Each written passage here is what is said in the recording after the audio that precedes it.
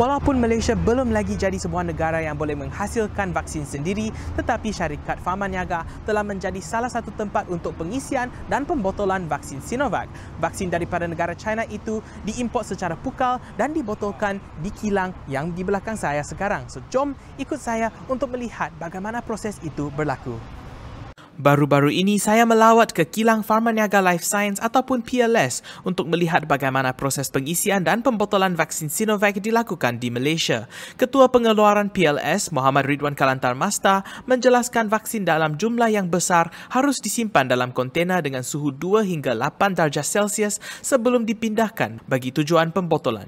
So the main challenge is to set up this aseptic transfer process from the receiving bag of vaccine bulk that we receive in, and to transfer to a separate bag, and from this separate bag into the dosing vessel in our filling line. In short, it is a two-stage transfer process that requires all the solution to be remain enclosed in the sterile tubings that we use until the transfer process is completed. Okay, so the main objective of fill and finish process is to ensure the sterility of the vaccine bulk is maintained throughout the entire duration, and this can take up to a maximum of 18 hours completion for a batch completion time.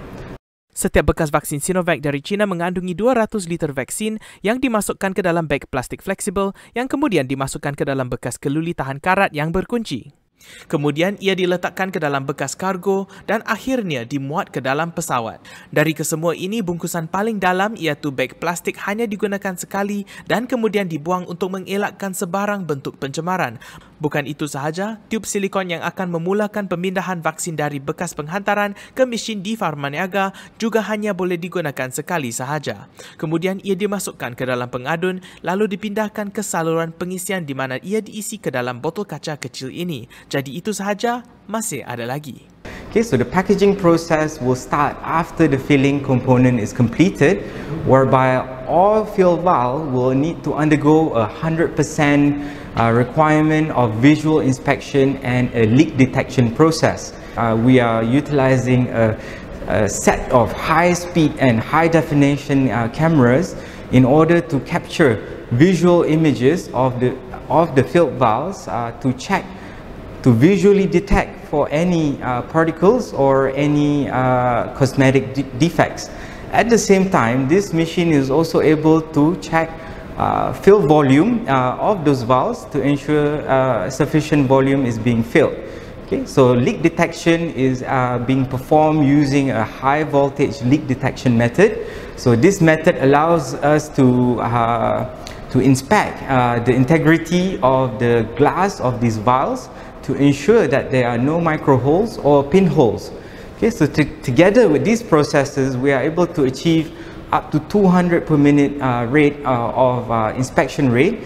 Bukan itu sahaja, setelah vaksin dibungkus dan dilabelkan, proses pembuatannya juga dilengkapi dengan proses bukti rosak untuk memastikan keselamatan produk.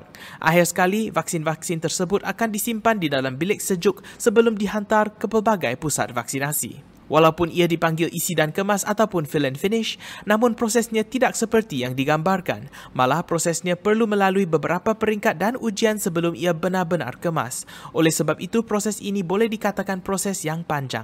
Ujian dijalankan terhadap vaksin yang telah lengkap bagi mengesahkan wujudnya antigen untuk COVID-19 serta pengukuran antigen. Osmolarity dan endotoksin bakteria juga diuji. Secara keseluruhan, proses ini memerlukan lebih kurang 7 hari untuk menyelesaikan ujian produk siap.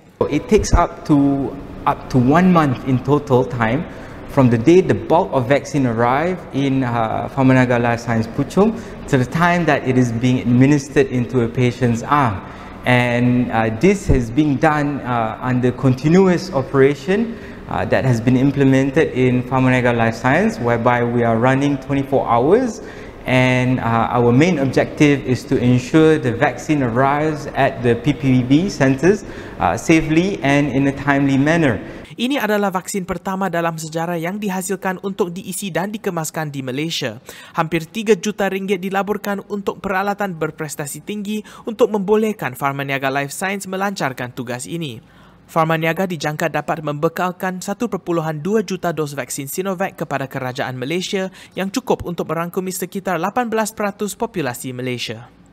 The current facility setup that we have here will be able to utilize in the future to produce or bottle other vaccines or other medicines given that approval from MPRA is obtained.